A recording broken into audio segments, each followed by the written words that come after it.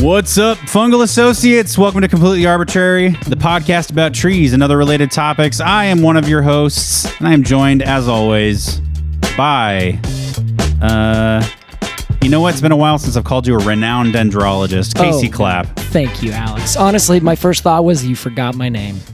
I was like, it's Casey, Alex. My name is Casey. I'm right here. Has it ever happened to you? Somebody tries to introduce you and they forget your name? Ooh, I don't think so. It happened once to me, and it was so fucking awkward. Wow. Yeah. Like, were you like on stage? No, I was performer. I was working with this music engineer I knew from high school. His name's Kevin Hahn. Yeah. And so I was working as like his intern, basically. Uh-huh. And he had a musician come in to record, and he said, "Hey, this is,"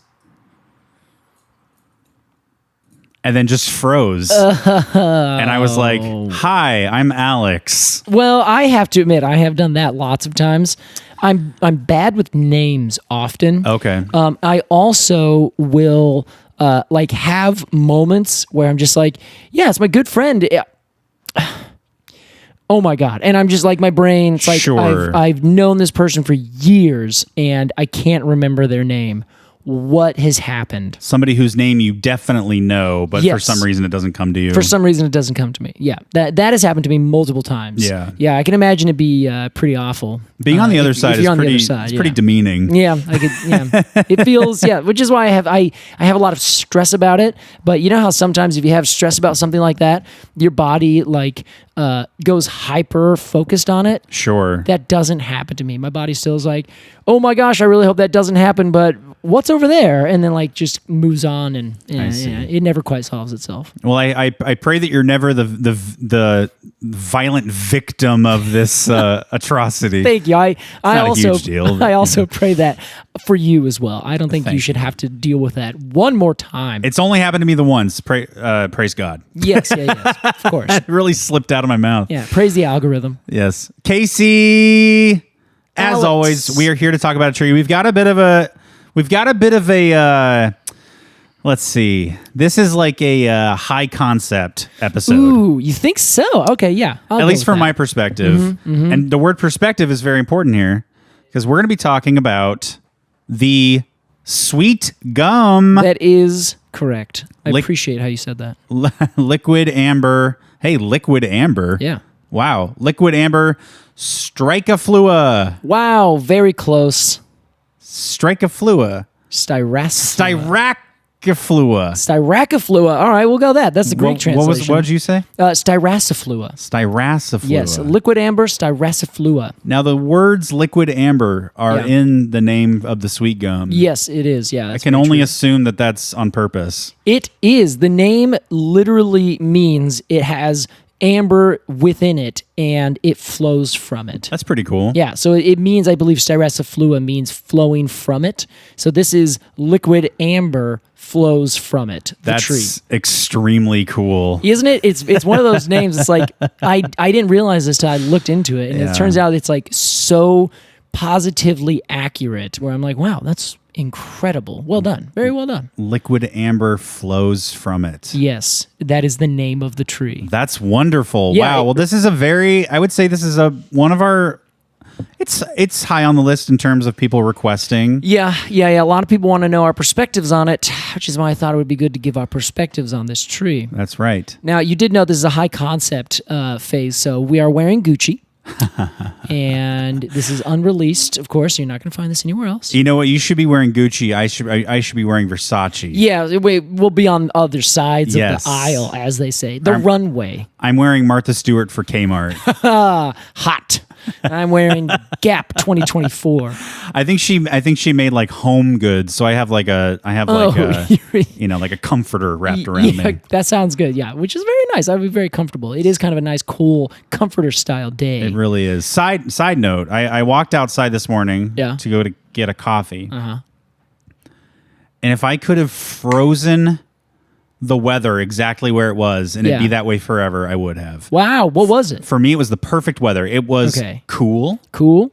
It was a tiny bit breezy. Tiny bit, like just like not even a flutter that you can audibly hear. It's just sea. Just an autumnal breeze. I see. Okay. And it was a tiny bit misty. Ooh, yeah. Okay. Just the littlest bit misty. And after this summer, it felt so good. Was it a high mist, or were you like inside of a cloud? It was a high mist, I would say, but it was very dispersed. I see. That sounds nice. I wasn't like my clothes weren't wet when I got home. Yeah. A dry mist for sure. Yeah.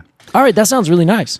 It was foggy where I was this morning about that same time. Out in the woods, huh? Yeah. Well, it's a Christmas tree farm, so I guess technically you could say yes, but no. That's sort of the Martha Stewart Kmart version of the woods. Yes, exactly. That's a perfect description. There are little baby deer there all year round. They're very cute. The skunks play with them. Aww. It's a nice scene for sure. I think you're confusing Martha Stewart for Snow White, Casey. Oh God, I am. Now that you bring it up, I am. Yeah, 100%. I put all those two in my brain. Casey, let's imagine that you and I. Oh yeah, where are we walking, Alex?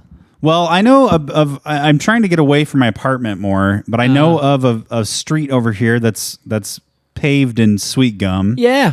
Well, it's a funny way to put it. I will say the sidewalk is paved in gumballs, which we'll get to. I was going to say, yeah. And you and I come across some sweet gum trees. Let's ID this tree. Oh, I'm so happy that you asked me to ID this tree, Alex. Thank you for having me. I appreciate the opportunity. You're very welcome. I believe this is the tree that is most commonly mistaken for a maple tree. I get that. Very, very common. The reason is it is a big tree. It grows up to about 80 feet tall. I think there's some documented of like 150 or something like that. So it's around the 100-foot-ish, a big old tree. Many of them don't live to be big old trees, but those that do are big, old, and grand, quite grand. There are some on Northwest 23rd Avenue, 21st Avenue, over the northwest neighborhood of Portland. They have a lot of big ones on it. They're really spectacular. Oh, wow. Yeah.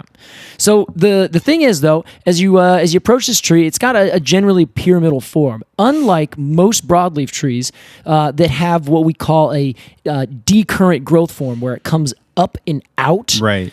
This has an excurrent growth form. So it has a single leader with branches that come off of it. So it actually has a form that's more analogous to a conifer or a pine tree or something like that. Interesting. Yes, just a little bit different. Kind of shirks that stereotype right off the bat. The other thing you'll notice as you're walking through is the canopy is dense, but dense in a way that is like has depth to it, which is kind of a weird thing to kind of imagine.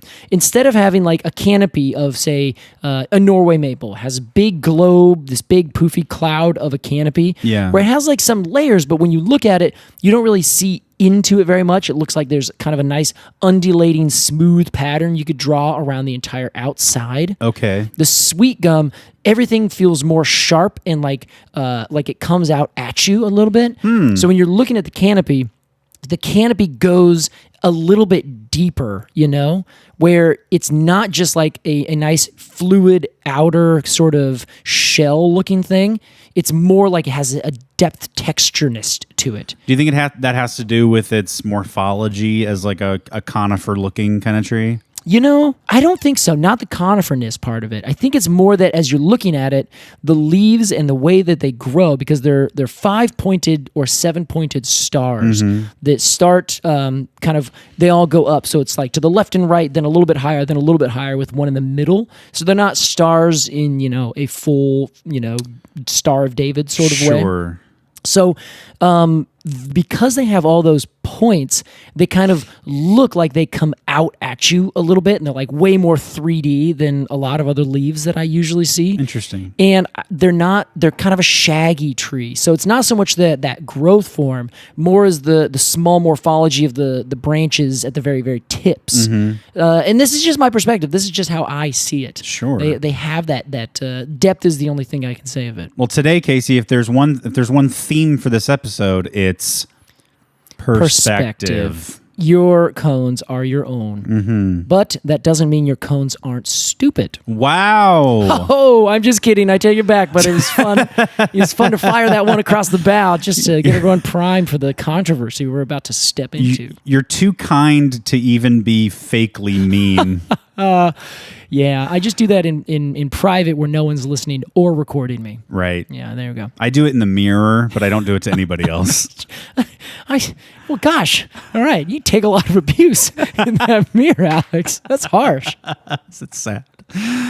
All right, Casey, let's talk bark. Let's get back on track. Well, so the other thing with the leaves I should note is they are serrated. So they have these 5 points that come out, and then they have these little tiny serrations, and they look really like a star. The 2 lobes coming down on the left and right of the petiole are kind of short. The 2 arms that kind of come out like that you would think would be hands, those are a little bit longer. And then the main one that you would look at and be like, oh, that's a fun star from like Super Mario with like a face or something. Yeah. That one is really, really long and tall. So they have like this little tiny legs, big arms, and then a big tall head. As opposed to like a maple leaf might be more uniform. Correct. Okay. Yeah, exactly. And they're alternately arranged on the leaf or on the twig. And this is really important. This is the thing you need to look for if you're walking through and someone's like, yeah, check out this maple tree. Look at it closely. Maples, along with ashes and dogwoods and horse chestnuts, their leaves are oppositely arranged along that twig. The sweetgum is alternately arranged along the twig. And that is how you're going to tell. So if someone ever is challenging you or you're challenging them, make sure to get your facts straight. Look for that. If you see one or the other, it is one or the other. There are no maples, for instance, that are alternate, nor sweetgums that are opposite. Okay. So, I love a dependable ID characteristic. Yeah, isn't it? It's really good.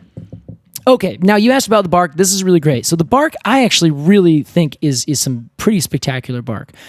It starts off kind of smooth, which is a couple little cracks in it. But then as it gets older and bigger, it maintains its kind of gray character, its uniformness. But the cracks become bigger and deeper and a little bit longer. Where you know if you have an iceberg developing, and at first it's a bunch of little icebergs kind of right next to each other, like ice on the sheet on like a top layer of ocean. Okay. And then they kind of start bumping together. Then all of a sudden they just kind of stay together, and then they become bigger plates. That's kind of what this does. Does that make sense? Yeah. Is that a good visual? I think so. Okay. Like a iceberg as in like a big plate, not like a Titanic like cartoon iceberg. Exactly. More like water, ice forming on a lake or in an ocean or something like that. Okay, I see. As it's changing seasons. So they come together when as it ages? It kind of seems like that, yeah, where you would have a bunch of little ones that develop, and then by the time the tree is aged, all those little ones look like they're bigger. Interesting. Yeah, I don't know if that's 100% the case. It doesn't make a lot of sense other than maybe this one ridged line that develops ends up kind of moving over and it develops underneath another one. So then that ridge line gets pushed up and then kind of becomes a flattened plate. I'm not really sure, but that's how I've always imagined it. That is just your perspective. Thank you, Alex. Thank you. The other fun thing about the bark on the sweetgum is often they will have little new stems that are perfectly rounded, but just as often, they will have these corky wings that grow down them. So you'll have a twig coming out, but it will have like a plus sign's worth of like cork coming out that looks really weird. So they have these corked wings that develop on these young twigs. And they kind of, as the twigs grow, they kind of disappear and you just get kind of normal, kind of corky bark at the end of it. But it's really interesting. There's some elms that do this and a couple other species that grow these really wild wings where it's just like, for whatever reason, the bark in that one section just kind of shoots out a very, very thin, literal wing of tissue, of bark that comes out. Who knows why? That's very interesting. That's one of those weird nature things. It is. Yeah, that's a perfect description. This tree is a weird nature thing in all of its stuff going on with it. We, of course, mean that with respect. Yes, respect.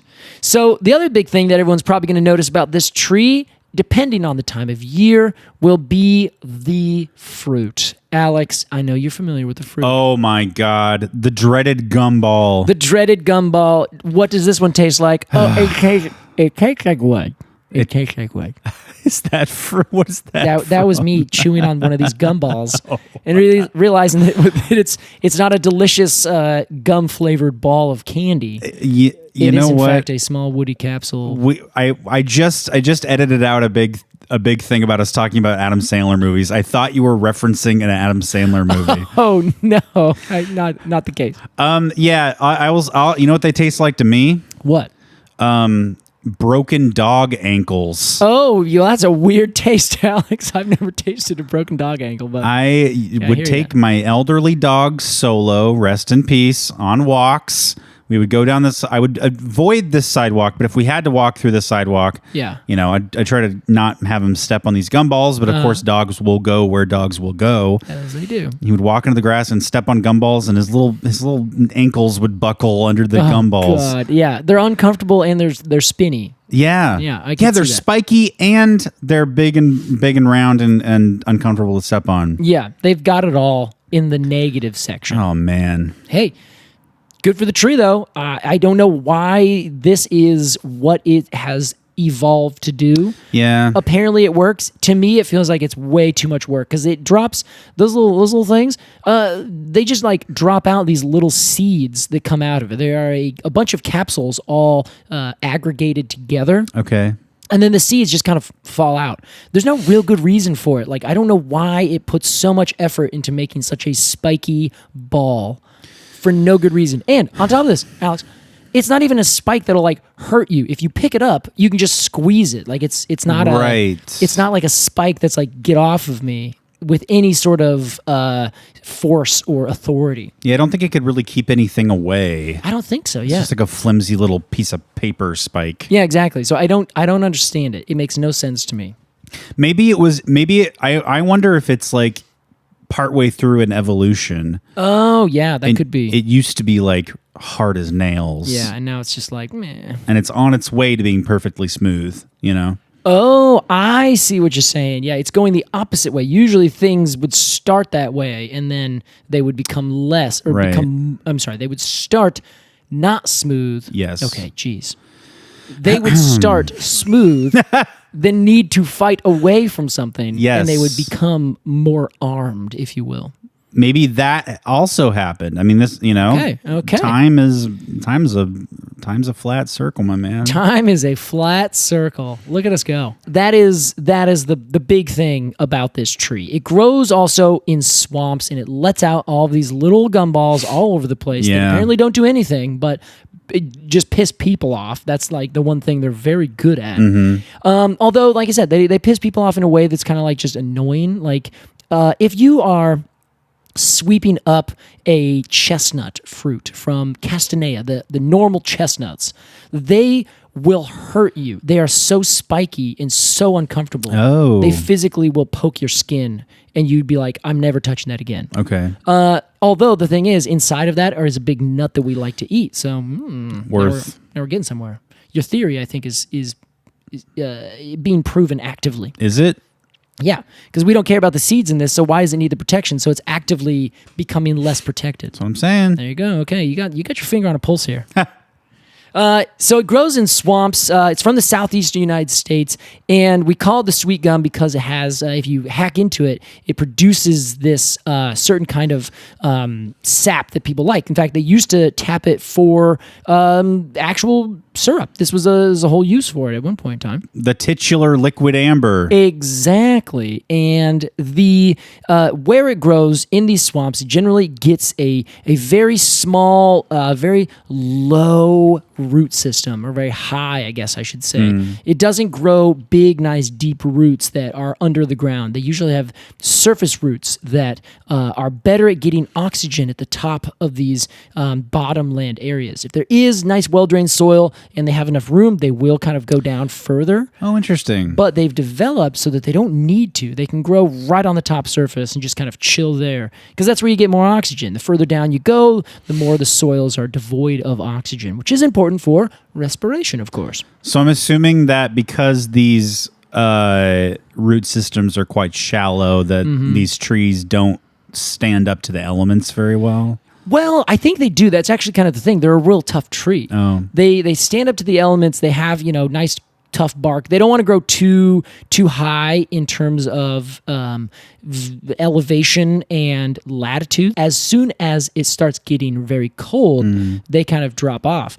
But interestingly, the sweet gum that we're talking about grows natively through down into Mexico and Guatemala. Whoa. So it really does like to just find these perfect habitats, and there's just these little disjunct populations all the way down there. Wow. Crazy. I had no idea. So it's not like one continuous thing. It's like here and there. Exactly. Yeah, it grows here, grows there. But I'm sure it has like a continuous strip of like area that you could find it, but it's not like a contiguous forest of sweet gum. Right. Yeah, but it also, even if it is hurt, it will sprout a lot. It'll sprout new sprouts from the base. It'll sprout new sprouts from the roots. If you cut it down, it will resprout again from there. It is a tree that it just kind of is really good at living in, specifically in these lowland, bottomland areas. Very willow-esque, no? Yeah, I think so. Yeah, it's a hard to kill tree. I think that's perfect. Yeah, willow's also very hard to kill. You can do anything to them, and they'll be like, "But what about this sprout?" Yeah, I'm like, no, all right, you're fine. Similar environments too, or habitats? Yeah, I would say the willows tend to be in even wetter conditions. Okay, where the willows will actively be next to water, whereas the sweet gum will do well in the bottomland areas that don't necessarily have water all the time, but have water a bunch of the time. Is Willamette Valley considered a bottomland? I think it would have been before we made it into a bunch of farmland. Because the Willamette Valley used to flood. It was a wet prairie. So every year, whenever we'd have a bunch of rain, everything would kind of flood and it'd become like a really squishy kind of wetland area. And then it would dry out, but it was this whole big long prairie. Yeah. So I think, this would be the sweet gum. If it was native to this area, it would dig it. Okay. Casey, we have so much more to say about this tree. Should we set this premise up? No. More Completely Arbortrary after the break. We'll be right back.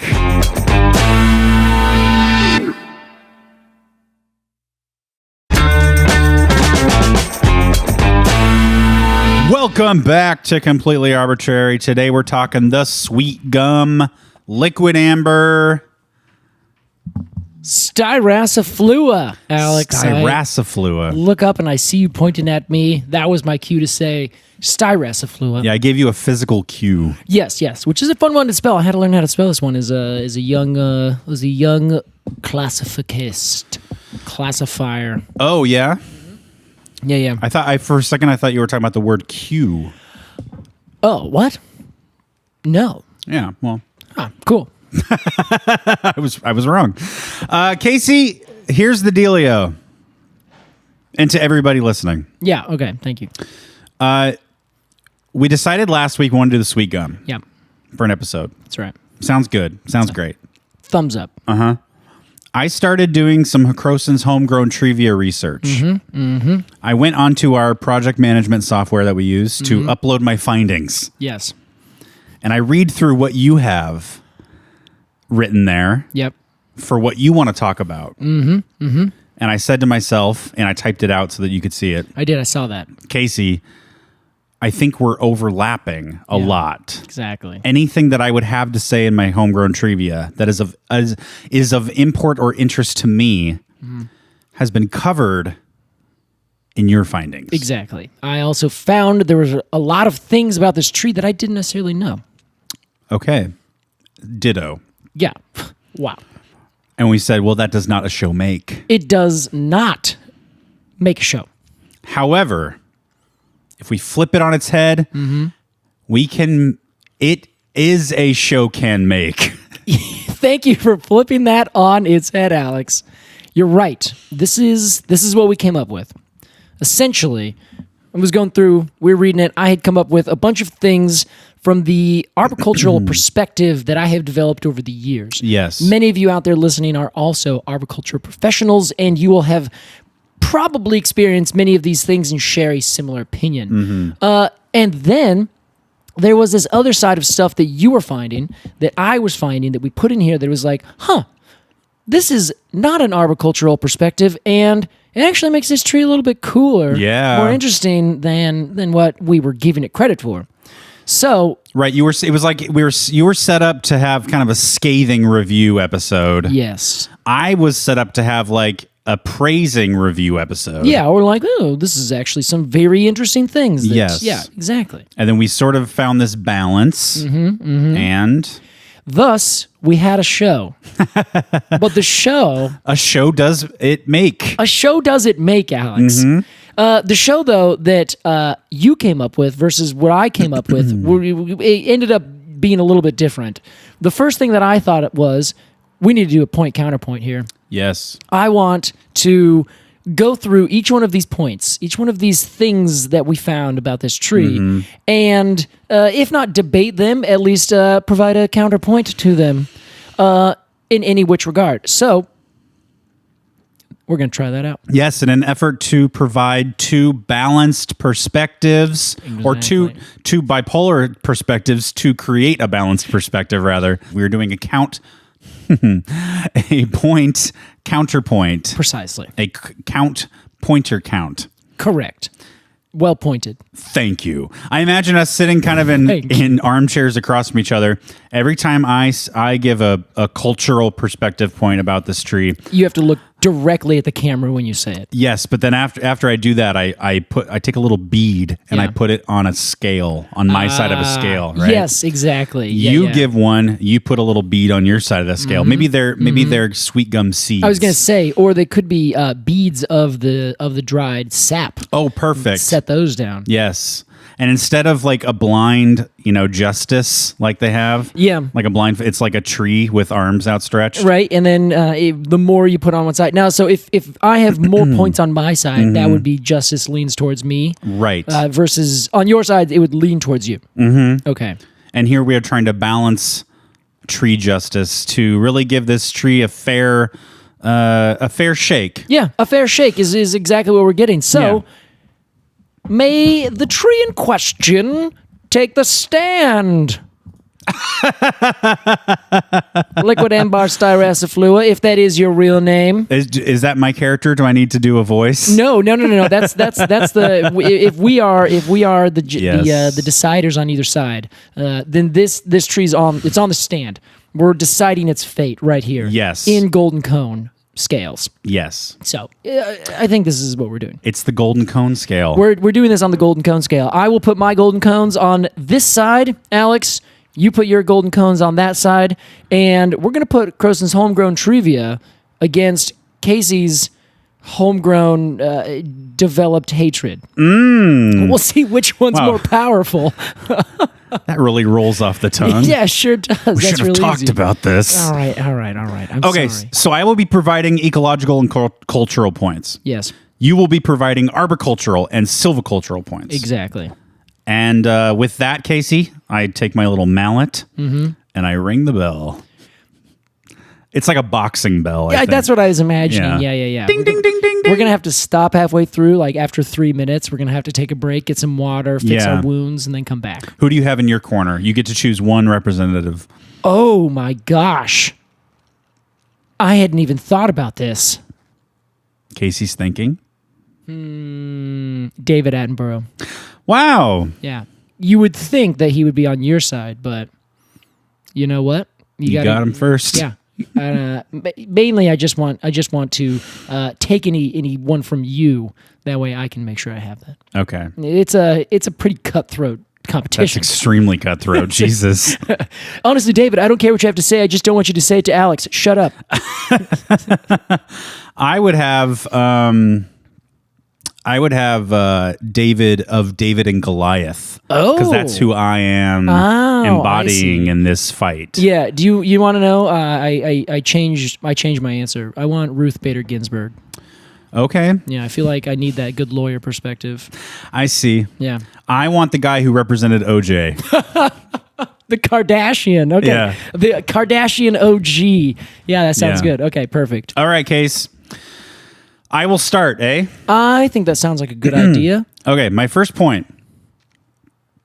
is that the sweet gum, it grows very well in not well places, in places that are unwell. I see. Okay. Ecologically. It's a fixer of communities. It's a fixer of communities. You know how much I love the willow? Yes. This is my second time comparing it to the willow. Maybe this isn't totally on base.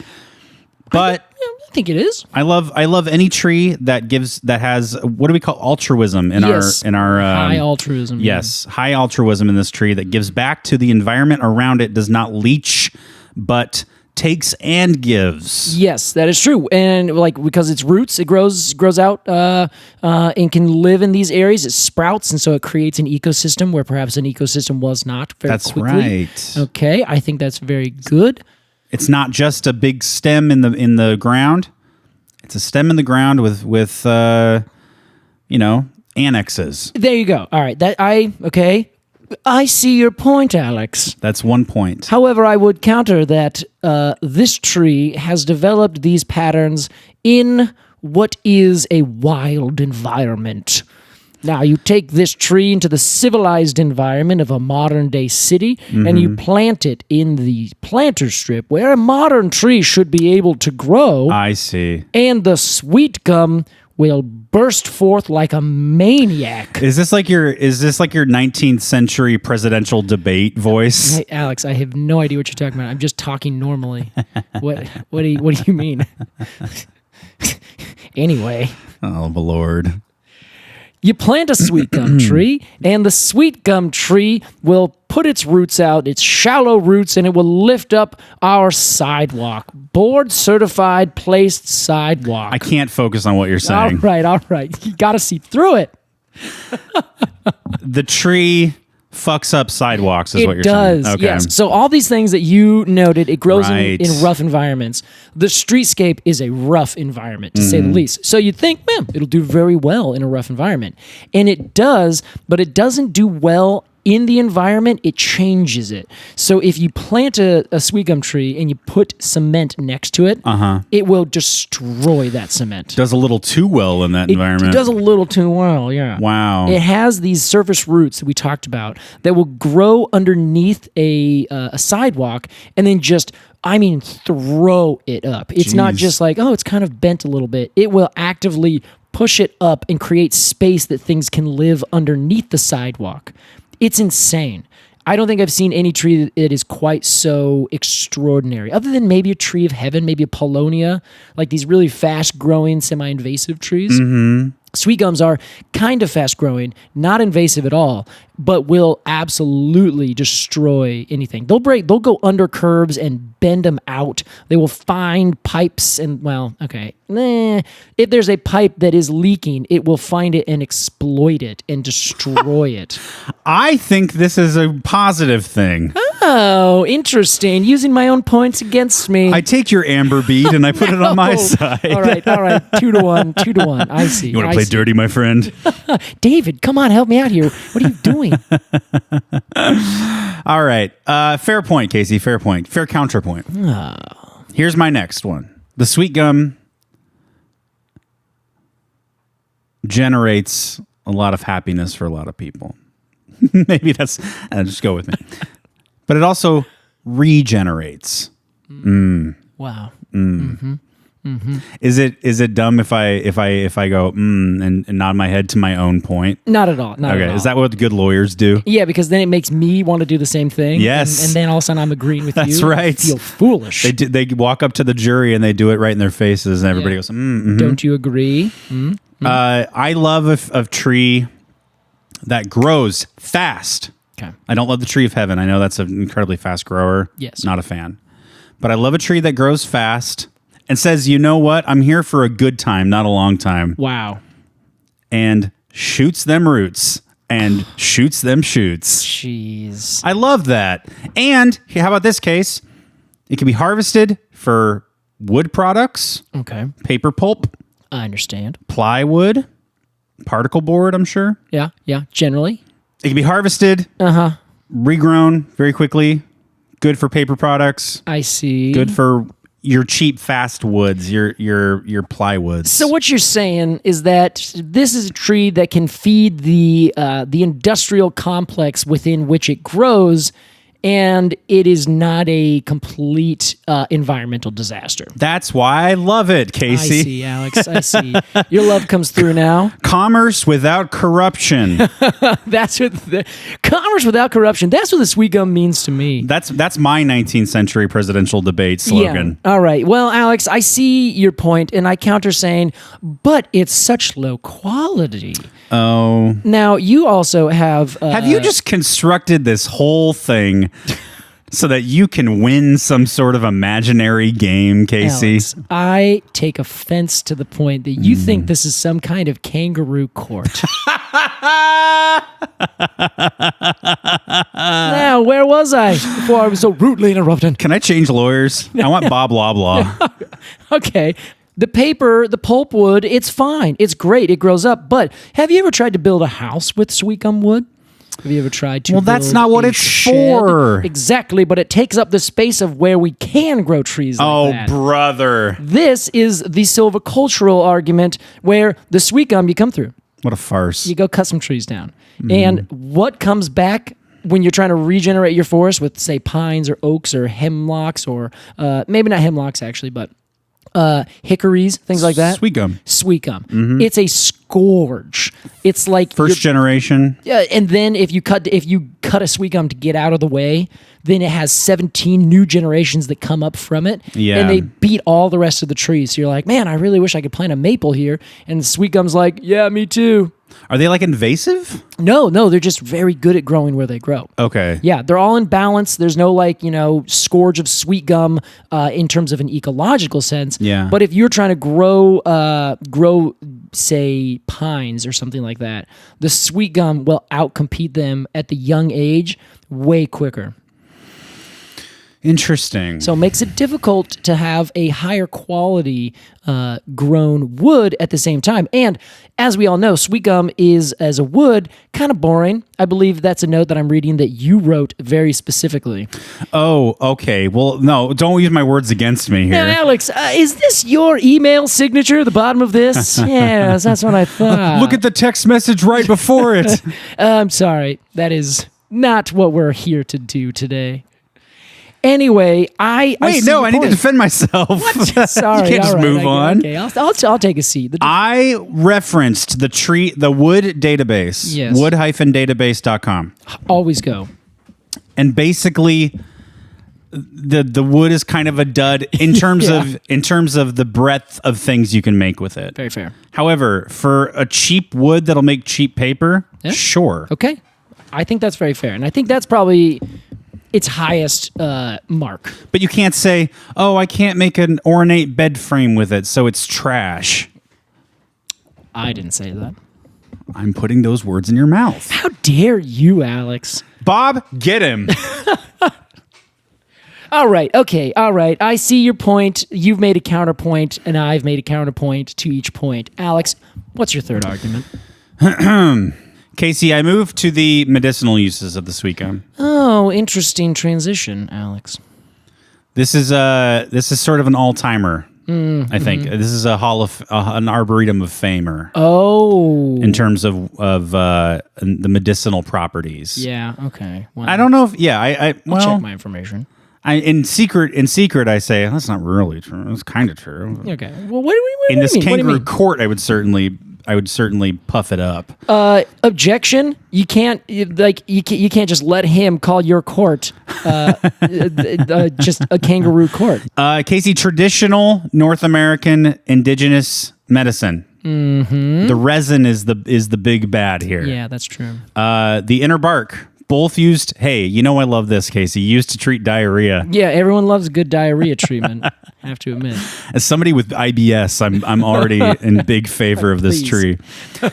Topically, it can be used as a salve, wounds, skin irritation. I do wonder, if you have a wound Is it sort of like using rubber cement or like super glue? Ooh, I don't think so. I think it's more of like an antiseptic, antibacterial property. Okay, so you're not using the sticky gum to close the wound shut. Yes, I don't think so. That might be a nice, convenient sort of trait. Sure. But I think it's more that if you put it on there, it helps it heal because, of course, if a tree gets wounded, then it sends out its sap, and its sap will help get rid of any bacteria or fungi or something that's trying to get into the tree. Oh, wow. So if you take that same stuff and you put it on your skin when you get a wound, it will also help to keep that away because it has these properties that help defend itself that you are now using to defend yourself. Very interesting, Casey. Casey, I like this part a lot.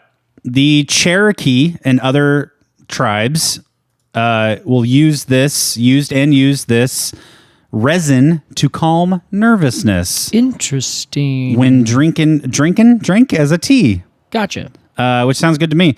Here's the big one, Case. Okay, this is your star witness. Yes, this is my that's right. Your Ken star witness. I don't know enough about court. It makes storax. Yes. What is storax, you say? Well, let me just pull a definition off the top of my head. It's a natural resin isolated from the wounded bark of the sweetgum. That's exactly right. And I think it also comes with another European species, I think, as well. Yeah, the orientalis. Yes, gotcha. It's from Asia Minor. I sounded like Dr. Evil there. Asia Minor. Asia Minor. That's where it comes from. Okay, Alex. So Casey, what is storax used for? What is it? This is actually kind of an interesting question. It's not very clear that it does a very specific thing. Okay. But it is used for a billion other little things. Like it's been used in perfumes, and it would be something that you would put as an additive in a candle or a smoke or something like that, incense kind of thing. Okay, so it's a good smelling thing. Yeah, exactly. It's really good smelling, and it's been used for like 1,000 different things from like Aristotle's time, where they would also you would chew it and it kind of calm your nervousness. The tribes of people in the North America would do that a lot. They'd mix it with strawberry bush, which is Arbutus and nudo, and you would eat that, and it would be kind of like this. I think the thing that I read said of an unknown desire. They basically is wow. They would do this. Nobody knows what it actually tasted like, but we know that they would use it. So it had these probably other antiseptic kind of properties. So if you ate it, it probably helped clean your teeth and give you fresh breath and that kind of thing. Okay. So kill the bacteria that would be mingling within your gums. Sort of used it in a chewing gum way. Yeah, that's my understanding. Okay. Yeah. And then, and it also would be used as a perfume, and they would be drank and added to things. So I bet you it was more on the way of an digestif or aperitif, where you would add it to this tea and then you drink it and what are you drinking? Oh, it's the storax tea from the Liquidambar tree. Good for digestion and mood. Yeah, exactly. And then and hysterics. And hysterics. Take this, you're going crazy.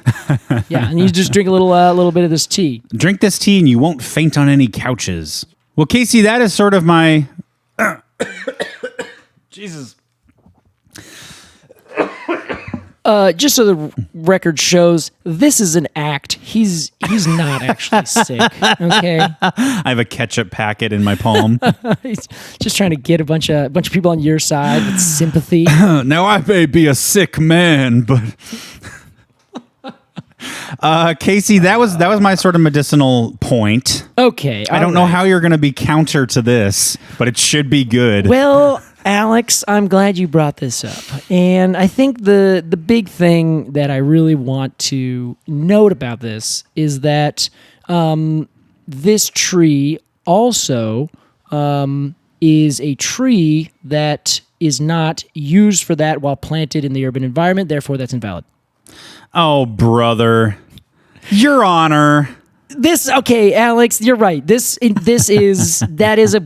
have no counter to that. Well, of course. That's a good point. Of course. It's essentially a medicated candy. Yeah, yummy. That's pretty great. And you used to make maple syrup out of it.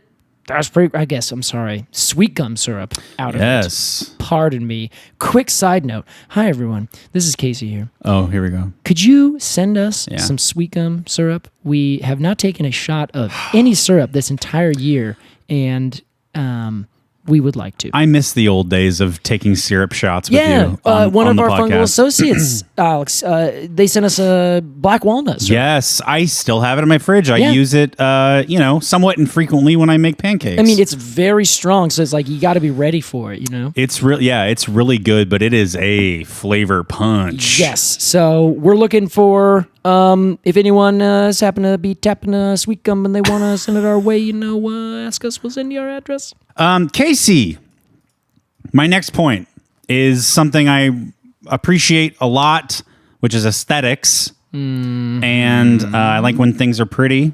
Fall color. Fall is just around the corner. It's basically here. Okay. But the leaves changing is just around the color. In fact, looking out at the dogwood here, I can see a few leaves are starting to change. Yep, I saw that. I love Sweetgum in the fall. Okay. There is a sort of brilliant, in like photo filter apps, you can like turn up the brilliance. Ooh, yeah. The Sweetgum looks outstanding in the fall. It has sort of this ombre effect when the leaves are kind of half changed. Oh. They're deep, like in the same leaf, you'll find deep, shiny reds. Yeah.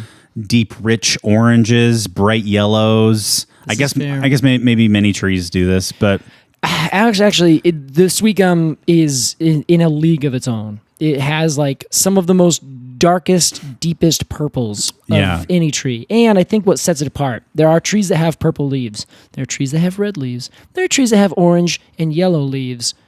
The Sweetgum has all of them. Yeah. Almost all of them at the same time on one tree, in a way that doesn't look like a kid took a bunch of crayons and like colored, and you're like, oh, well, it doesn't look that good. This is like the kid's an artist and painted it as best as anyone could. Yeah. While you're looking up at these gorgeous leaves, these leaves of many colors, these leaves that in Oregon, I'll admit, we don't have a lot of fall color in our native flora. But of the planted trees... Oh, sure, yeah. Yeah, we got a lot of evergreens and like yellow browns. Yeah. Thanks, Oregon white oak. Alex, while you're looking up at these leaves, let me remind you that the same time of year, you are breaking dogs' ankles because every single fall, the little gumballs flutter down like bowling balls out of an airplane. Yeah, it's pretty ridiculous. They are everywhere. There's like a million of them. There are a million, and they're like so woody, they don't decompose in like an easy way. Like a maple samara hits the ground, it'll kind of sit there for a little while, then it'll kind of go away. Right. The gumballs, on the other hand, will actively sit there and resist decomposition. It's almost like a cone. Huh? It is, yeah, totally. That's very fair. It's woody like a cone. Yeah. It is an aggregate of little things that have a bunch of different little seeds in it. Similar to a cone. I would say that's fine. It's all good and well from afar. But if you're trying to interact with a Sweetgum right up close, you're going to be sorely, sorely disappointed. Yeah. I mean that literally if you're walking barefoot. Sure. Fair point, Case. Alex. Fair counterpoint. Fair point to you as well. I wanted to take a moment to commend you on having, presented your arguments very well. Well, I have one more, Casey. Alex. Wait, we don't have this paperwork. Where is this? Did you present this to the defense? If you'll bring in my golden case. What? The guy walks down the... Yeah, he's doing it. But it's a man in like a black bodysuit. Yeah, and the case is clearly handcuffed to him. Okay, what is this, I Alex? take the case, I shoot him in the head. He's seen too much. He's seen too much. Casey, usually when we talk about a tree that grows very prolifically... I understand. Like a tree that takes up a lot of space geographically... Yes. We are talking longitude. It's usually like, this grows all the way from, this continent. Yeah. And you also find them on that continent. I see. I don't know if that's explicitly true. Sure, yeah, there are some. Yeah. The common juniper. But usually these patterns grow sort of horizontally across the world. I see what you're saying. I think it's really cool that the sweet gum, the sweetest of gums, grows latitudinally quite well. Am I using I always mix up latitude and longitude. Yes, I think you are. The latitudes go up and down. The like longitudes are elsewhere. Are long. So you're saying that this tree grows from the southeastern United States all the way down to Guatemala. That is what I'm saying. But yeah, so that doesn't just mean, and I'm of course giving cultural benefits here. That doesn't just mean that it's a good grower across multiple landscapes. Yes. But that it is culturally important to countless people up and down a broad swath of land. I think that's very cool. All right.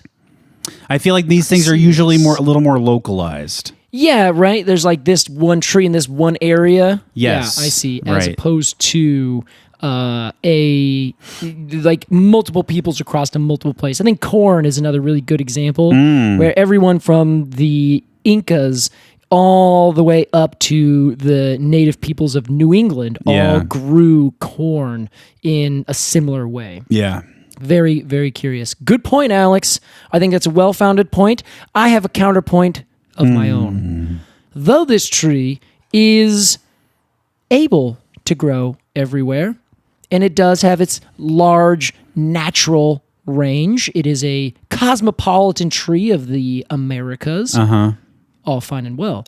Does that mean, though, that we should be taking this tree and planting it elsewhere, perhaps longitudinally different places? Let me give you an example. Portland, Oregon. Oh, you think that the sweet gum should not be grown in Portland? I may give a wider example and say maybe it shouldn't be grown anywhere. Planted anywhere. Correct. Thank you. I'm sorry. Correct the record. I guess there's no real difference. Yeah, I guess they both imply human interaction. Yeah, there you go. Yeah, as long as a human plants it and then it grows. Right. Outside of its native area. This is my argument, Alex. It is a tree that is somehow in certain circles, mostly those that have people hanging out with trees, strange bedfellows, people who also hate trees because they break up the sidewalk. Usually those two people are kind of on the opposite sides of the coin. Strange bedfellows. Yes, have you not heard this term? I've never heard this term. Oh, yeah. It's does it make sense? Yeah, like odd couple. Exactly, yeah. It's like, why are you two making the same argument? Usually you're on opposite sides of the coin. I see. So, Alex, in this case, universally scorned amongst these people. Nobody ever wants a sweet gum planted near their house because it destroys their lawn. It destroys the sidewalk. It will break the curb in front of their house. People who are tree people don't want it planted because, A, it's just not that fun to climb. It's got brittle wood and it destroys sidewalks. And everyone's like, oh my gosh, this tree is a mess. And I'm tired of arguing for it. I want them to go away and have other trees be planted that are better suited for this environment. I see. So how is it that I can also, in the next breath, say that this tree is overplanted? I don't understand it. Why are there so many if it's universally scorned by these ilks, these people? I don't get it. That is the big paradox of this tree. And I think it goes as the final nail in the coffin of why this tree should have a low cone score. Because, in my opinion, this is a tree that can do everything, and we have enabled it to do everything. It's taken advantage of being enabled, and now it is a scourge upon our urban areas. Order! All right, everyone sit down, be quiet. So, Casey, what is your cone score after all that? All right, well, I think we should give final remarks. I thought that was your final remark. Oh, no, sorry, that was just me putting the big, gumption at the end of my last point before the prosecution rests. Can I copy and paste that as your final remark? Dang it. All right, yes. All right. Casey? Alex, explain how final remarks work. We will give some final remarks about our perspective on the sweet gum tree. Then give it a rating of 0 to 10, golden cones of honor. Casey, as our Prosecutor, we'll begin with you. I think that's very fair. Alex, thank you for the opportunity to be here. Ladies and gentlemen of our court, thank you for standing with us and being on the right side of history. This episode is really just a long game, huh? I'm having a wonderful time. I am too. I'm realizing what it is now. It's a long game. At the end, I'm like, oh, okay. I believe, Alex, that you can have positive attributes. The defense has presented that this tree grows well and is an ecologically important tree.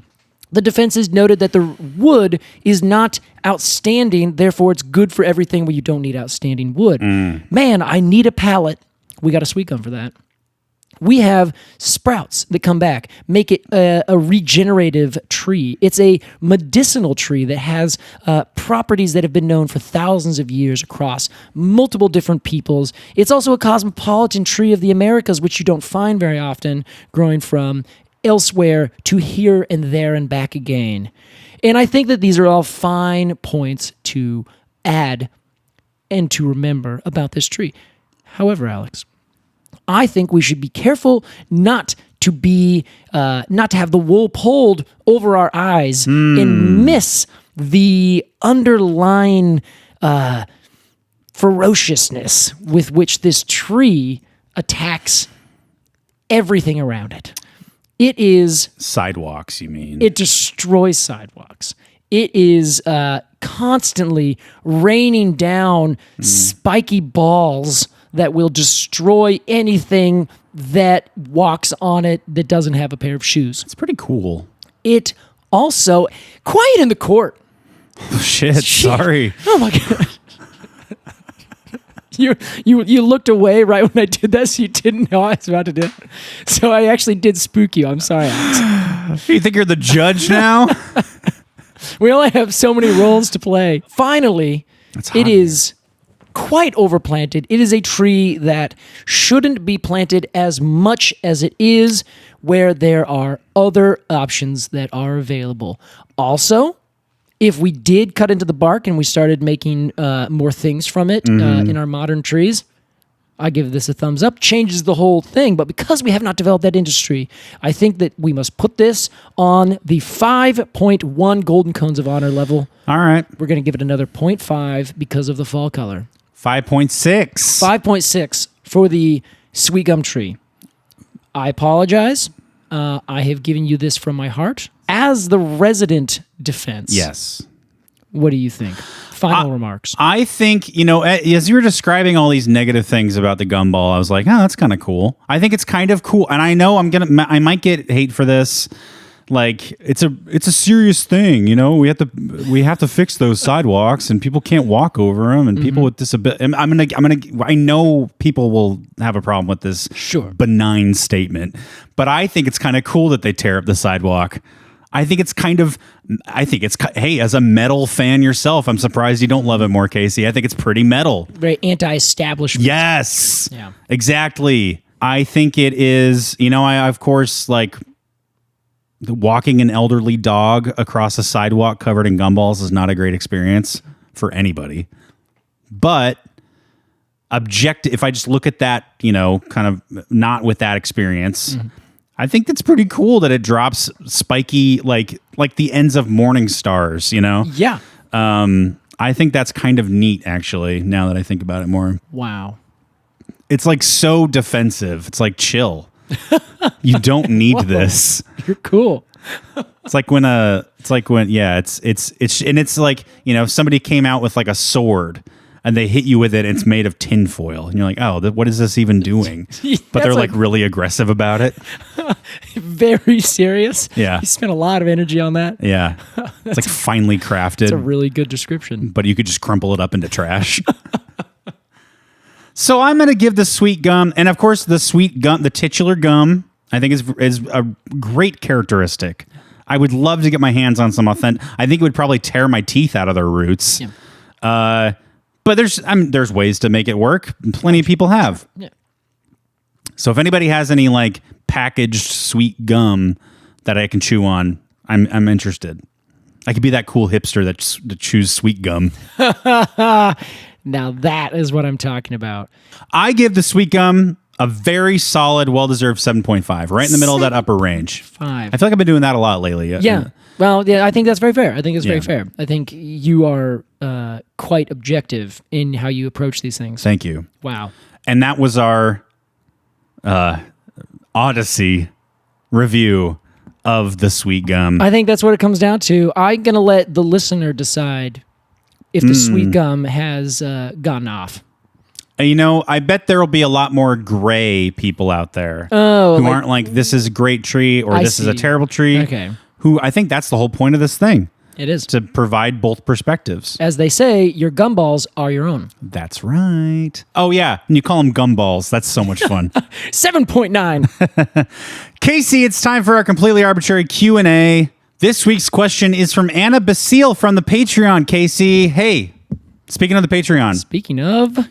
We have some new mechanical changes in our organization here. Yes, we do. We are now taking our Q&A questions for the mainline episodes that you're listening to right now strictly from our Patreon. That's right. As a show of thanks to the people who support us, if you join the $3 Q&A Quercus and Alder tier, you will be entered into. You can ask us questions, and we will select one of your questions to use for the mainline episodes. Exactly. And if we don't, then we will include questions and answers to those questions every month or two as they come through. So we'll make sure that everyone's questions gets answered at some point. And specifically, if you go sign up for that $3 level, we might answer it right here on there. That's right. And that's what we're doing right now with Anna's question. Hi, Anna. Anna says hi. Avid listener to the podcast. Thanks, Anna. I've got a question regarding trees. Hey, you came to the right place. Came to the right place, Anna. So to preface this question, I feel it's necessary to say that I grew up in the Sand Hills region of North Carolina. Okay. Casey, are you familiar? I am, yes. And there's a crap load of pine trees. Right. The town I'm from is literally named Pinehurst.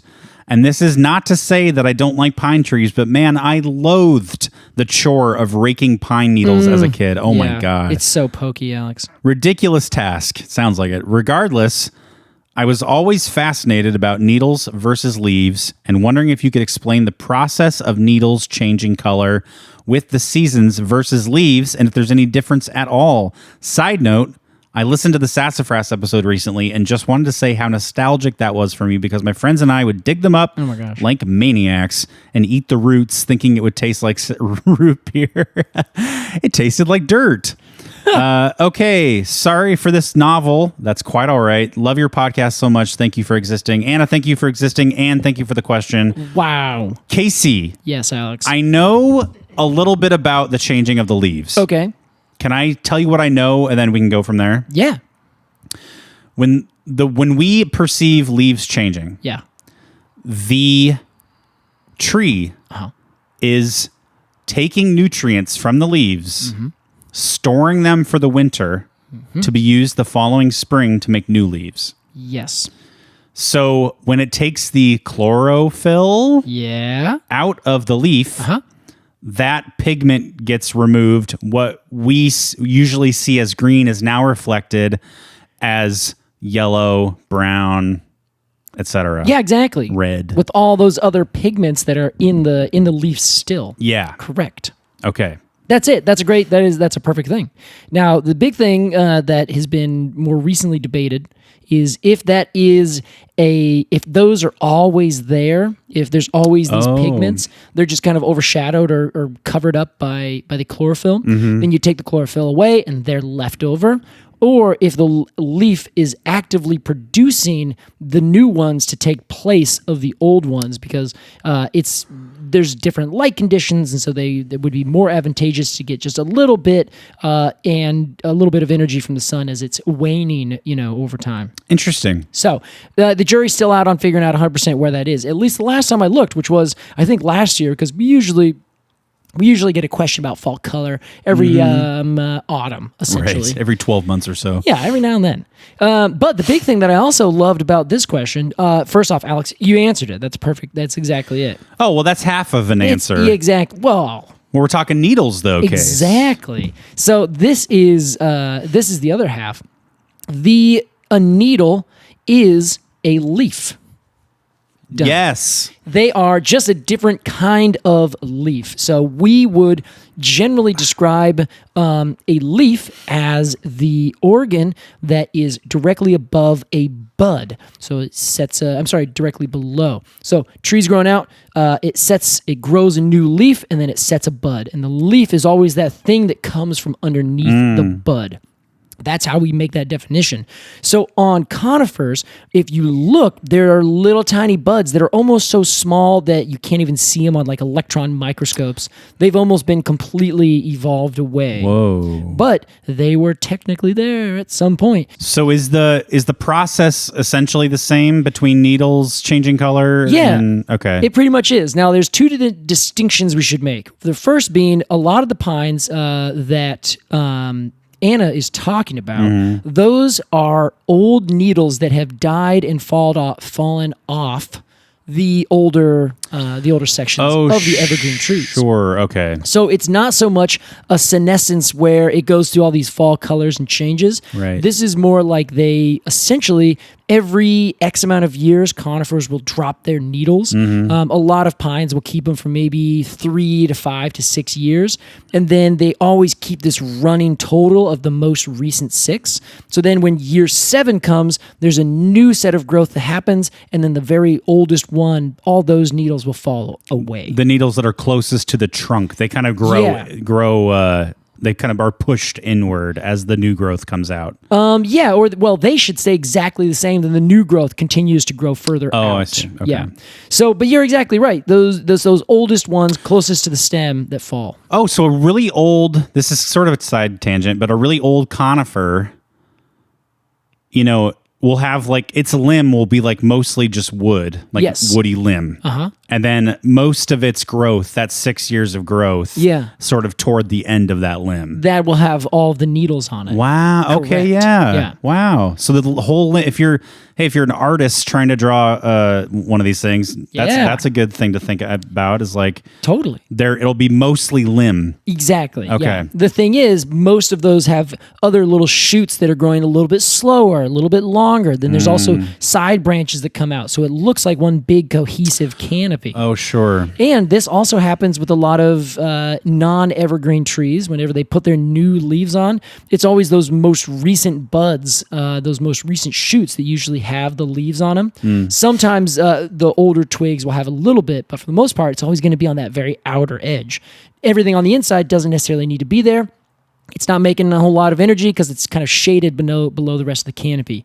There are exceptions like the beech tree and some oaks, but for the most part, it's going to be that outer section. Cool. So the other thing, though, is there are some conifers that have needle-like leaves. The larch is a great example. The larch will drop its needles and regrow them the same exact way. It is the same exact process where it is the tree actively sucking some things in to use later, and then the colors change because now you have different pigments reflecting different wavelengths of light back to your eyeball. Dawn redwoods, same thing. Perfect example, Alex. Thank you. A few others, I'm sure. That's so that's it. So to answer your question in a very succinct fashion, needles are leaves. Leaves are either broad or needle-like or anything in between, and the process of them changing is as Alex explained earlier. They simply are doing a changing of the guard before they release whatever is left in the leaf because they don't need it. But the needle-like leaves that Anna raked as a child, probably just dead needles falling off of these pine trees. Yeah, exactly. Thank you very much for your question, Anna. If you have a question about trees, hey, Casey, this is my first time saying this. Join the Patreon. Wow. Speaking of the Patreon, if you'd like to support this podcast at a bunch of different tiers, we have something that'll work for you. If you wish to support us, of course, we always appreciate your support in just listening. That's exactly right. And sending us nice emails. Casey Clapp. Alex Crowson. Thanks for this chat today. Hey, you as well. Well done. Yeah, I think at the end of the day, we can, when everybody has left the courtroom, we can put our Bibles down. We can wipe our sweaty brows. That's right. We can shake hands with that same sweaty hand. Yep. And say, see you next week. Thank you so much for listening to Completely Arbortrary. We'll see you next time. Bye. Bye-bye. Completely Arbortrary is produced by Alex Crowson and Casey Clapp. Our artwork is by Jillian Barthold, and our music is by Aves and the Mini Vandals. And you can support the podcast at patreon.com/arbitrarypod. And find additional readings at completelyarbitrary.com. Thanks for listening.